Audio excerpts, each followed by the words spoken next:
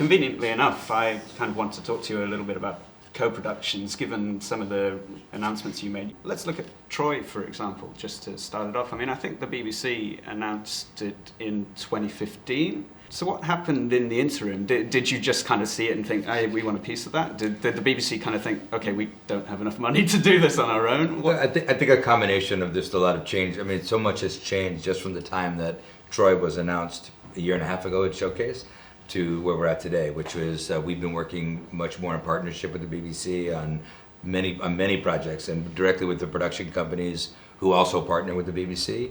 And it's a much better, healthier model to know going into a production of that size that we can put more effort, more money, more resources into making it a big global show than the producers making it smaller and hoping to sell it later. Yeah. So that's really what we're able to do. Yeah.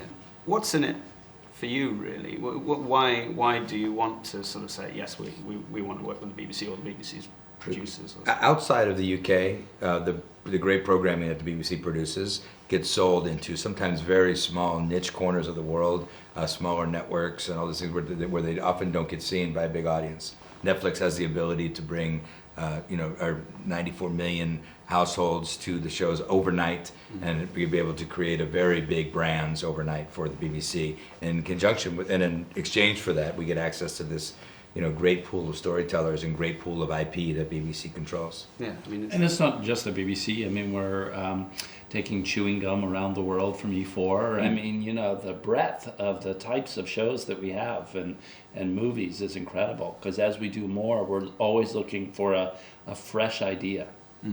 The flip side of it, there's something like The Crown, which I guess for UK audiences, like in the past, that would have kind of been a nailed-on BBC show, but it's kind of now your baby. Was that a specific strategy to think, okay, we want to show something different, not a sci-fi series, not something like that? I knew that we could bring a large global audience to that show. The royal family are known and loved around the world.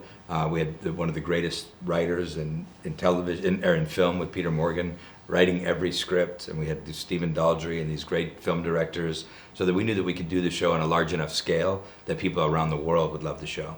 And that way, so it wasn't like we were trying to beat BBC at what BBC does best. We were just trying to make great television.